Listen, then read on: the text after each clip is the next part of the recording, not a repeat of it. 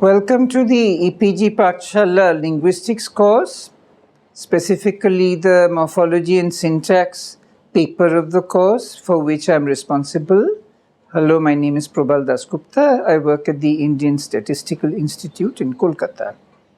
What we are about to cover is a module called Revisiting Traditional Grammar. Remember, in the last module, I said that we will be developing tools from three sections: traditional grammar, structural linguistics, and generative syntax. This time, we are going to look at traditional grammar. That is the objective of this module.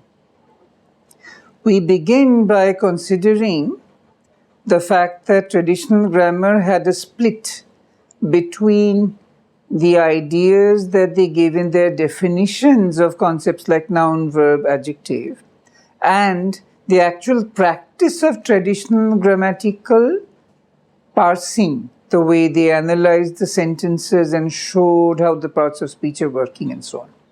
So if you look at the split between theory and practice, you find that the practice of traditional grammarians was far superior to their theory.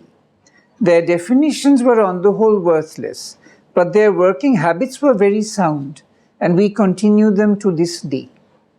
So the struggle in structural linguistics has been how to extract the practices of traditional grammarians and turn those practices into a proper theory. That is what we are trying to do. In this module, we shall talk about, therefore, the transition from the notional way of doing grammar, a grammar based on notions or ideas, towards a better approach which is based on structure and distribution especially. For example, suppose a traditional grammar book tells you a noun is the name of a person, place, or thing. A verb is a word expressing activity. An adjective is a word denoting a quality. These are fairly ordinary definitions that you will find in book after book when you look at traditional grammar. These definitions are of no use at all, because if you're looking for a word for quality, you don't always look for an adjective like rapid. You also look at a noun like rapidity. Rapidity expresses a quality of being rapid, but it's a noun, not an adjective. Likewise, when you're looking for a word expressing an activity, you may, of course, look at the word conquer. The verb conquer expresses an activity, but you can also look at the noun conquest. Conquest and conquer express the same activity, except that conquer is a verb and conquest is a noun. The result of looking at these examples is that you can quickly convince yourself that defining a verb in terms of activity or defining an adjective in terms of quality is completely useless. You have not even begun to tell us what an adjective is or what a verb is. Compared to these notional definitions that you find abundantly in the books of traditional grammar, their actual practice is very sound. What they do when they deal with adjectives is they look at the degrees of comparison. They give you fast, faster, fastest. And they basically tell you an adjective is a word that can go from positive to comparative and superlative. In other words, from fast you can go to faster and fastest. But from a word like slowness, which is a noun expressing a quality, you cannot say slowerness or slowestness. You also cannot say slownesser or slownessest. A noun expressing a quality does not undergo comparison. An adjective does undergo comparison. So the question is not whether an adjective expresses quality. The question is, does it undergo comparison? Likewise, if you want to know whether something is a noun in English, you want to know, can it appear next to an article like the or a? Does it take a plural ending? That kind of question. If you want to know if it's a verb, does it take ing at the end? These are the questions people really ask in the practices of traditional grammar when they really try to diagnose something as being a noun or an adjective or a verb. What we do in modern linguistics, starting with structural linguistics and continuing into generative syntax, is extract the best practices from traditional grammar and develop them into a theory. Traditional grammar had a notional theory which was on the whole useless, and it had very healthy distributional practices which depend on noting where a particular element is found, in what kind of neighborhood, what else is found around it, which is a distributional question. Our efforts, starting with structuralism and continuing in the generative period, have focused on these distributional practices, which are the basis of present-day theory. We begin our work by classifying the constructions we spoke of in the last module into three types. The types of construction are headed constructions called endocentric versus headless constructions called exocentric. And then among the endocentric constructions which have heads, there are subordinating constructions that have one head and a dependent versus coordinating constructions that have 2, 3 or more heads and no dependents. We are then left with three types of constructions: exocentric, subordinating, coordinating. It's fairly easy to remember because exocentric has no head, subordinating has one head, and coordinating has 2 or more heads. All the examples you have considered so far are of the type called subordinating within the larger class called endocentric. So everything you have looked at where a verb has a complement that it governs the case of, or an adjective noun construction, all those things are subordinating endocentric constructions. We now want you to look at coordinating endocentric constructions like Raka and Dinesh. Raka and Dinesh has 2 heads, the head Raka and the head Dinesh. Sandwiched between the 2 heads is the coordinating conjunction and. And is neither a head nor a dependent. It is what is known as a marker of the construction. What is a marker? It is a functor that takes the task of putting the construction together. Remember that functors perform that kind of task. One of the jobs of functors is to put constructions together, to construct the constructions. Instead of Raka and Dinesh, of course you can get more heads. You can say Raka, Alita, Umesh and Dinesh, and when you do that you have 4 heads and 1 marker. You will have no difficulty, I'm sure, understanding endocentric constructions of these 2 kinds, the subordinating kind that you've seen lots of examples of and this coordinating kind. But I'm sure it is a puzzle to you that linguists have decided that there are some exocentric constructions that have no head at all. Why, you must be wondering, do we classify some constructions as exocentric? Let us look at an example to address your puzzlement. Consider the sentence, babies gurgle. Gurgling is that weird little noise that babies make all the time with their mouth before they begin to talk. Why is the sentence babies gurgle exocentric? Why do linguists say that the noun babies is not the head and the verb gurgle is not the head? Therefore, the sentence has no head at all. Your reason for wondering why this is being said does not concern the definition of head that we have given. You are worried about something else. You're worried about the fact that head-dependent relations are marked by some syntactic linkage like agreement and government. You can see that in the sentence babies gurgle, there is an agreement linkage between the subject babies and the predicate gurgle. So you're worried about how our theory holds together. We understand your worry, but let us patiently address the problem step by step. Let us begin and see whether the term head applies either to babies or to gurgle.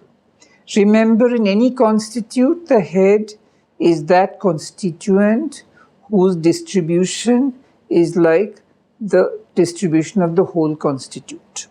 Does babies have the same kind of distribution as the whole constituent? Let us look at a context in which we can test the question. Consider the context, Ahmed knows that. You can say, Ahmed knows that babies gurgle. Ahmed knows that the earth is round. Ahmed knows that the earth is flat. Whatever you want to say. Any sentence can go into that context. Now, in that context, where sentences can appear, which define the distribution of sentences, we cannot say Ahmed knows that babies. You can't say that. Which shows that babies does not have the same distribution as babies gurgle. Likewise, just as you can't say Ahmed knows that babies, you also cannot say Ahmed knows that gurgle. Now here I can see some of you shooting up with your right hand and saying, excuse me, but it is in fact possible to say Ahmed knows that gurgle. Fair enough. You can indeed say Ahmed knows that gurgle, Ahmed knows this gurgle, where this and that are demonstratives which depend on the head gurgle, where gurgle is a noun. In this exercise, we are testing whether gurgle from the sentence babies gurgle, the verb, can occur in Ahmed knows that blank. Can it occur in that blank? The answer is no. If you want to remove the distraction of the fact that gurgle is both a verb and a noun, and if you therefore want to test it accurately, you have to pick another kind of example in which you get a verb that does not accept use as nouns. You can say something like, Ahmed knows that mathematicians diagonalize. Now, you can test that sentence and you will find Ahmed knows that mathematicians is ungrammatical. Ahmed knows that diagonalize is ungrammatical. So you can safely conclude that Ahmed knows that dash is not a context that allows either the subject or the predicate to appear alone. So you can take that point as being safely established. Once you've established that point, we have given you a full formal answer to your worry. Do we have a demonstration that the sentence is an exocentric construction? Your worry is not that we don't have a formal demonstration completely answering your worry. Your worry is that you have an intuitive worry. You are unhappy, you are upset that the syntactic linkage between the subject and the predicate is something we are missing if we claim that the subject-predicate construction is exocentric. Because surely syntactic linkages always link a head with a dependent. How can the subject and the predicate have an agreement linkage if neither the subject nor the predicate is a head which takes the other as a dependent? That is the nature of your worry. To answer your question, what we have to say is the subject imposes its number specification on the predicate when agreement happens. You are taking this to mean that the subject is a bit like a head and the verb or the predicate is a bit like a dependent. But in the other direction, which you also need to look at, there are cases where the predicate gives orders to the subject and the subject has to obey what the predicate says. There are some marginal instances of this in English and much better examples in other languages. I'll begin with the English example.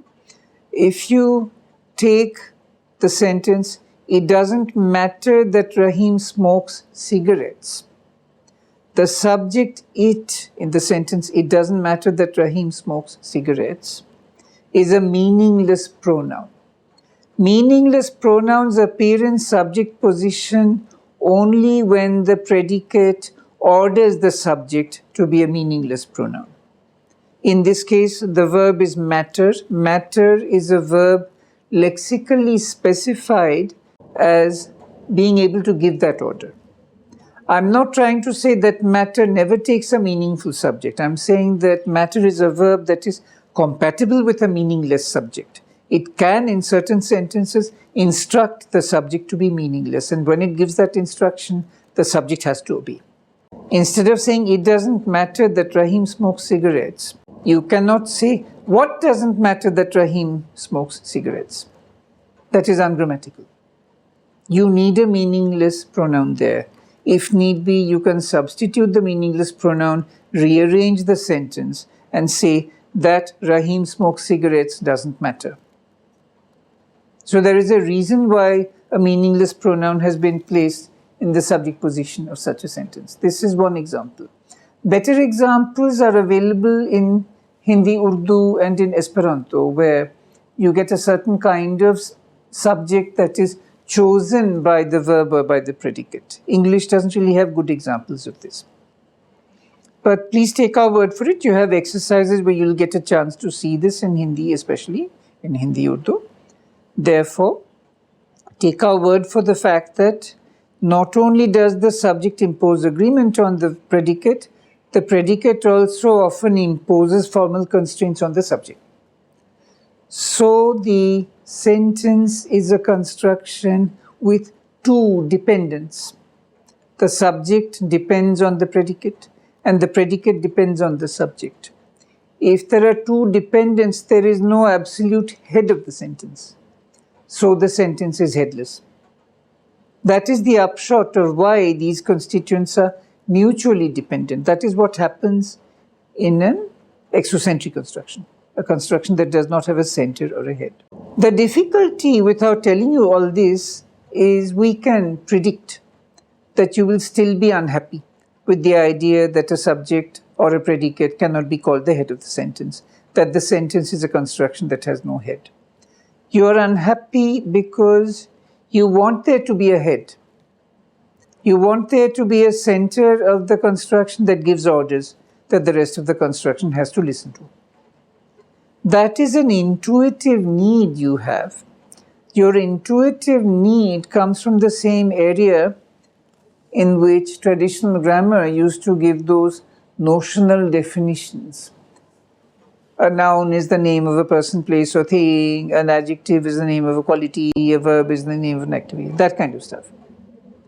Those kinds of semi-meaningful, semi-valid, practically unusable, theoretically unsound definition with which traditional grammars filled their initial pages were to cater to this need for intuitive understanding that you have that leads you to say, how come you are calling this an exocentric construction? How can there be such a thing? What you need to get rid of is the illusion that traditional grammars give you a notional intuitive understanding. Beyond that, you have to get rid of your desire for an intuitive understanding of the nature of language. We'd better tell you at this stage, now that we're beginning syntax, there is no possibility in linguistics of your or our attaining satisfactory intuitive understanding of the nature of language. It is not a commodity that is available. You will not get it, we will not get it. Let us not hanker after something that we cannot have. The best we can hope for is a complete formal calculation where we get the calculation right and we can show that all the answers are valid when the steps of the procedures are followed. And all the parts of that formal calculation are coherent with each other. There are no breaks, no inconsistencies. We are aiming for that in linguistics. If you are aiming for something different, like an intuitive understanding, we respect your wishes and we wish you well, but we are reasonably sure that you will not succeed people have tried, people who are extremely brilliant geniuses have tried and failed in generation after generation, to the point where we think that that quest has to be abandoned. Language is too vast and too deep for a human mind to gain satisfactory, intuitive understanding of it. So it is not a goal that we should have in our quest for a scientific analysis of language. This is the basic background to what we are going to do. We will try to arrive at useful formal generalizations. We will not try to give you an adequate intuitive understanding. It is not available. There is nothing we can do to help you.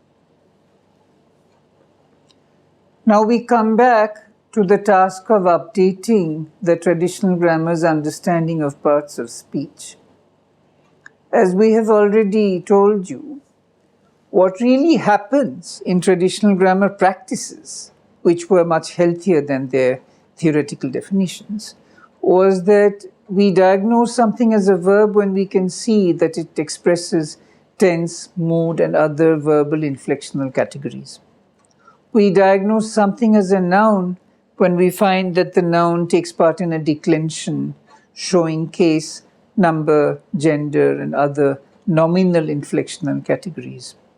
We diagnose something as an adjective when it presents the external signs of adjectival inflectional categories, such as agreement with the noun in a richly inflected language, or at least inflection for comparative and superlative degree in a less richly inflected language like English.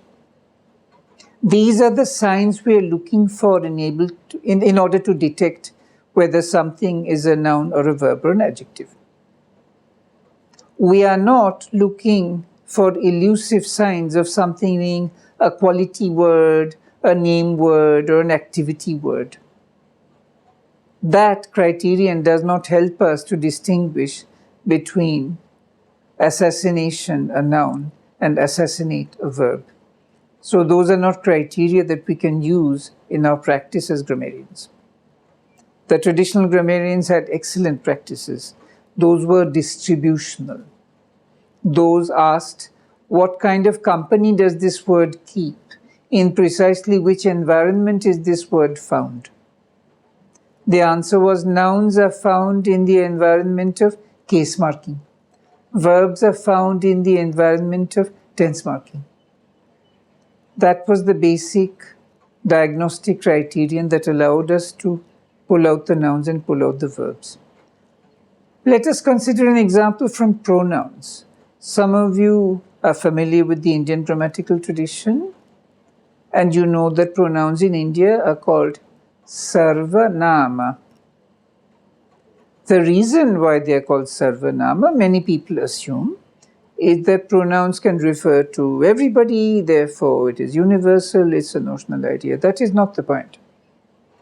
The point is that the word sarva in Sanskrit had a declension which is a typical pronominal declension. So you get sarvasmai, tasmai, kasmai, etasmai, and so on.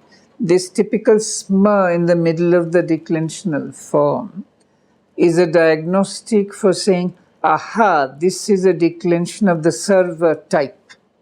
So a sarvanama is actually a nama that behaves like the word sarva.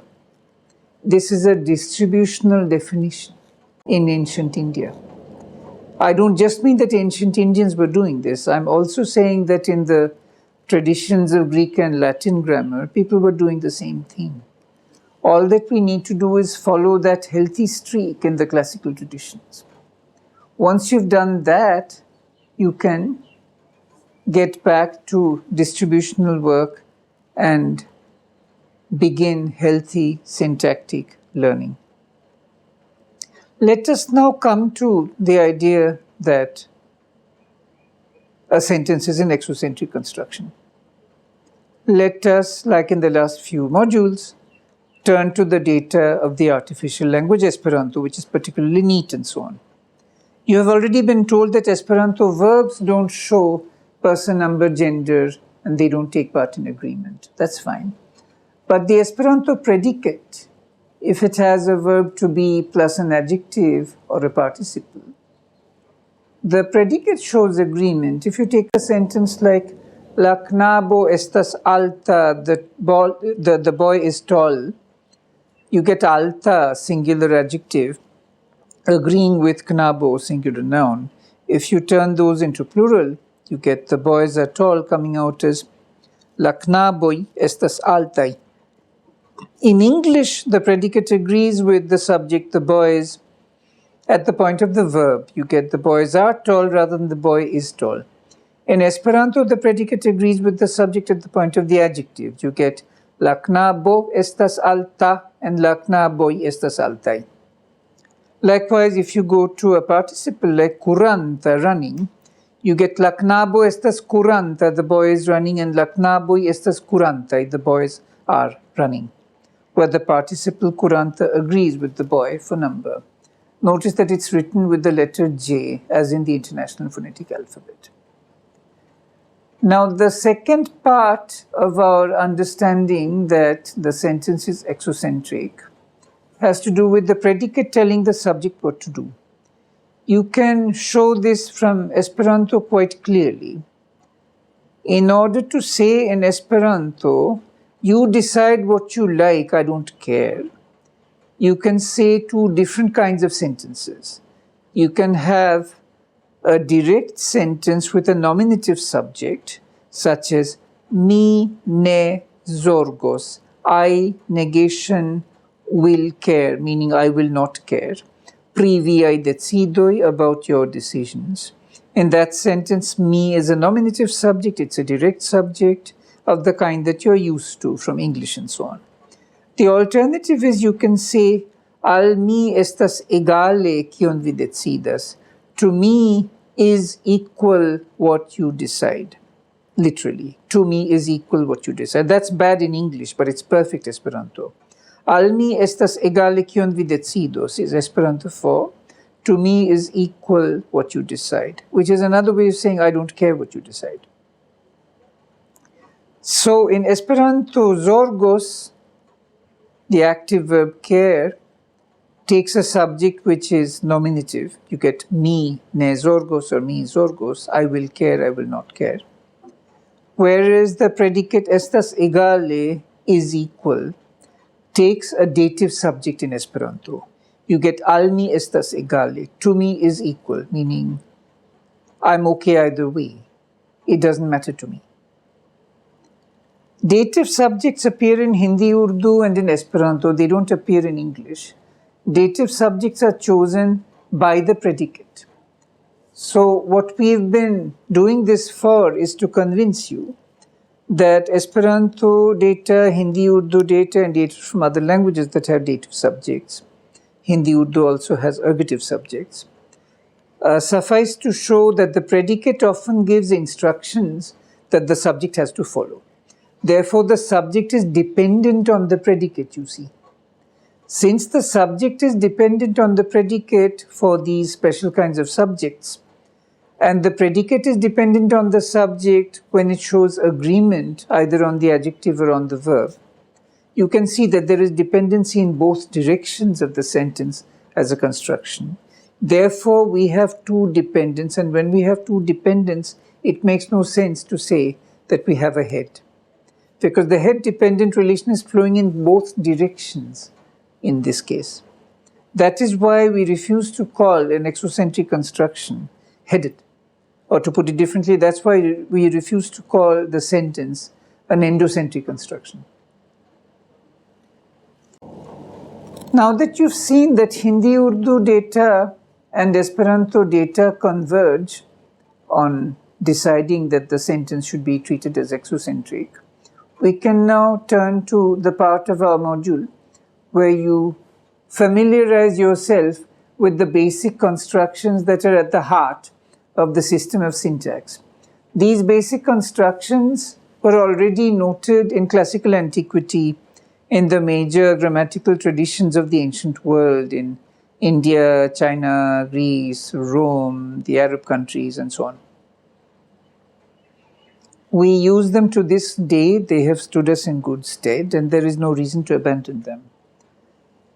One basic construction is the verb-object construction, in which the object is marked with the accusative case. Esperanto has a particularly clear accusative case ending, the letter N, which is invariant. So if you compare the English sentence, they know you, with the Esperanto equivalent, ili konas vin, you notice that since Esperanto vin, accusative, distinguishes itself from vi, nominative, it becomes a bit easier to morphologically mark the verb-object construction in Esperanto. English morphology does distinguish certain accusative pronouns from their nominative counterparts. Me, us, him, her, them are distinct from I, we, he, she, they. But Esperanto does it consistently, being a streamlined language. Why does it matter that the object of a verb has accusative case? Because you see, there are certain verbs that take a nominative noun after them. For example, when you have a sentence like, Rasika was the president. In Esperanto, Rasika estis la presidento, with an O at the end, not ON. The constituent, the president or la presidento, is not an object of the verb was or Esperanto estis. It is what we call a complement. A complement is like an object. What is different about a complement is that it doesn't bear accusative case. In this example, it bears nominative case. All objects are complements, but not all complements are objects. So when you're talking about a complement that is not an object, you call it a complement.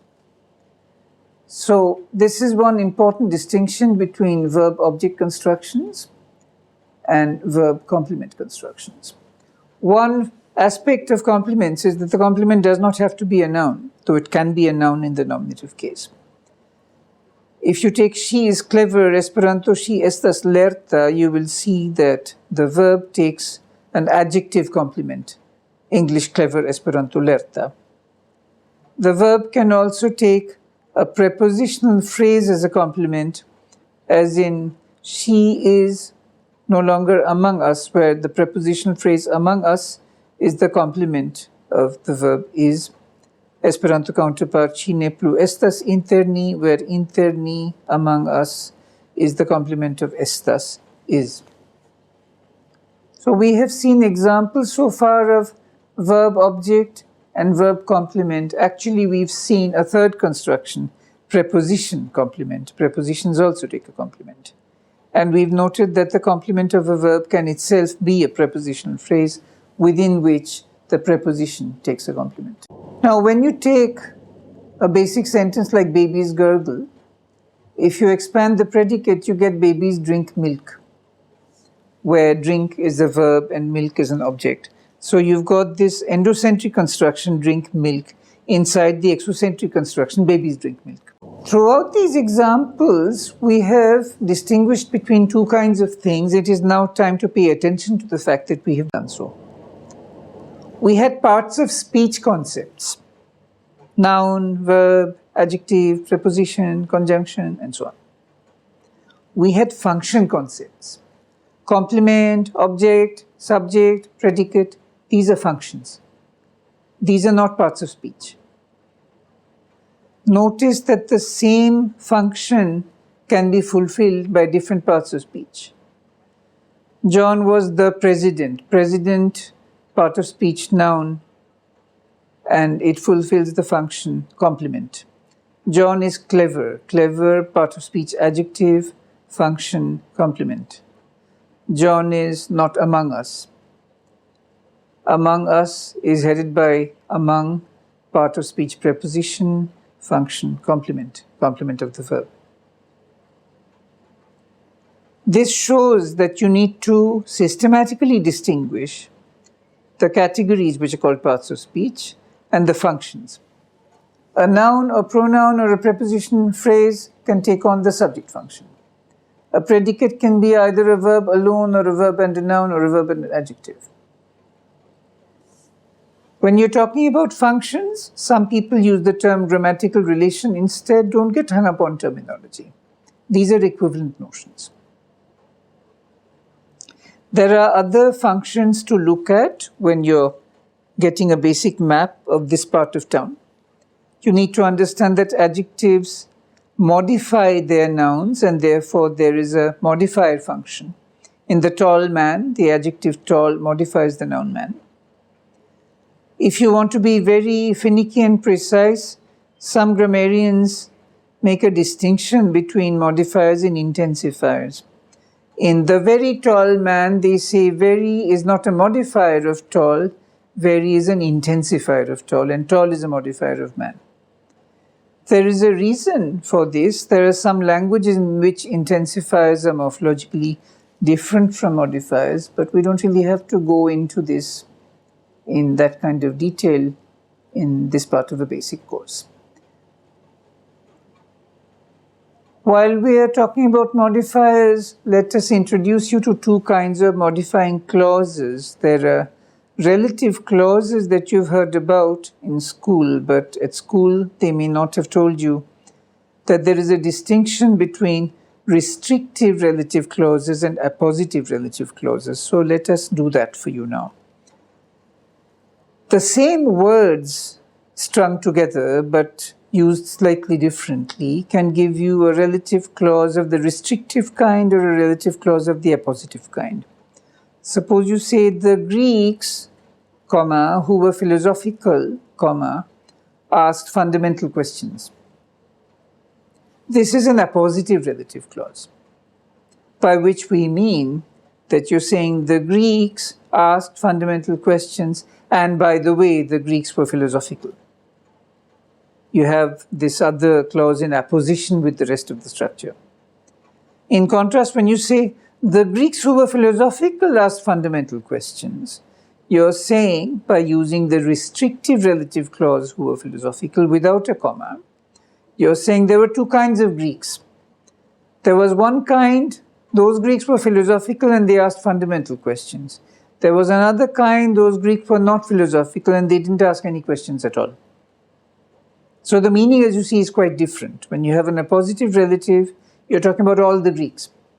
When you have a restrictive relative, the purpose of the relative is to restrict which Greeks you are talking about rather than other Greeks.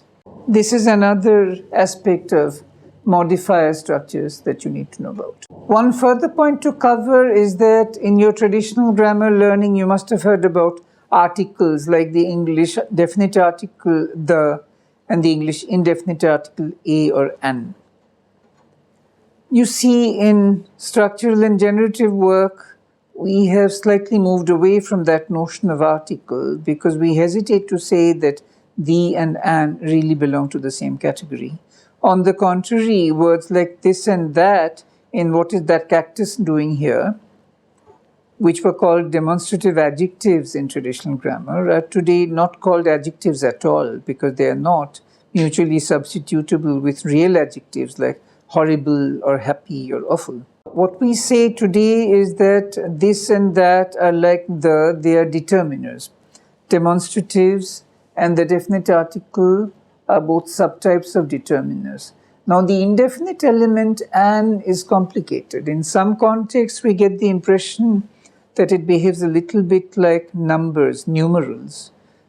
An apple behaves a lot like two apples, but there are other contexts where that doesn't really work.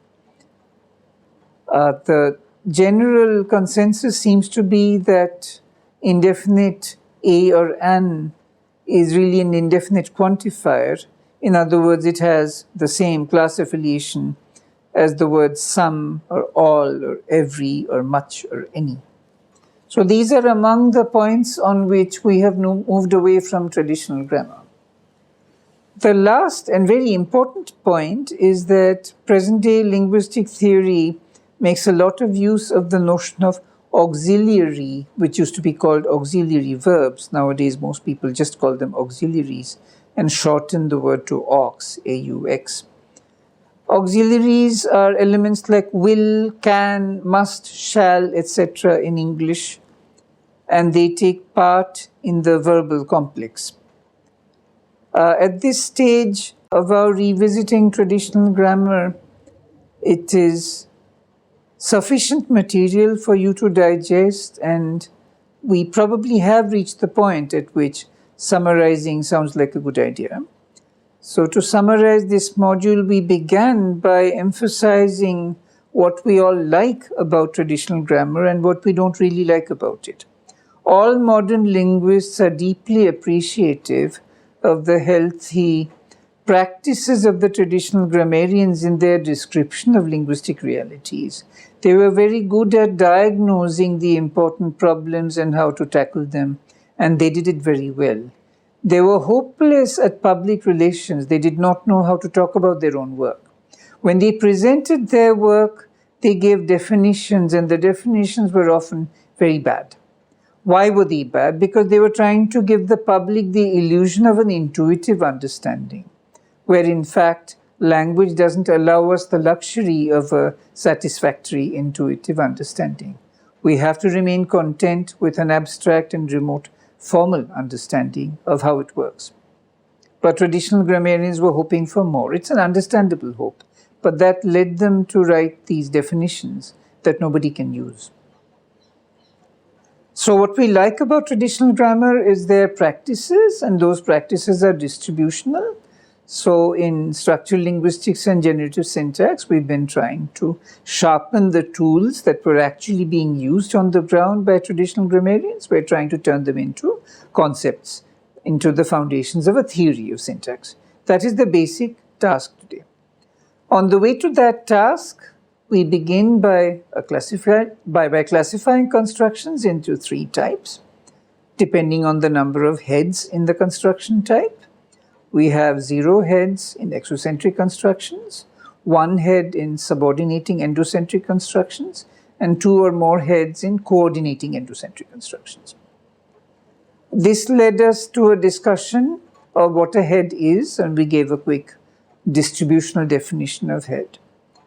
And we spent a lot of time explaining to you the rationale for classifying the sentence as a construction that is exocentric, that has no head at all. If you want to use the logic of head and dependent, you have to say that a sentence has 2 dependents and therefore no head at all. We explained why this is the case by giving evidence from several languages.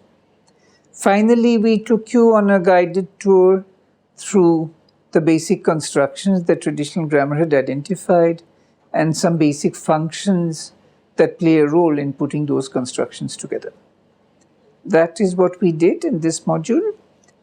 Please make sure that you look up the e-text and make sure that you follow up any supplementary reading that has been suggested in this and other modules. It's a good idea to read as well as listen.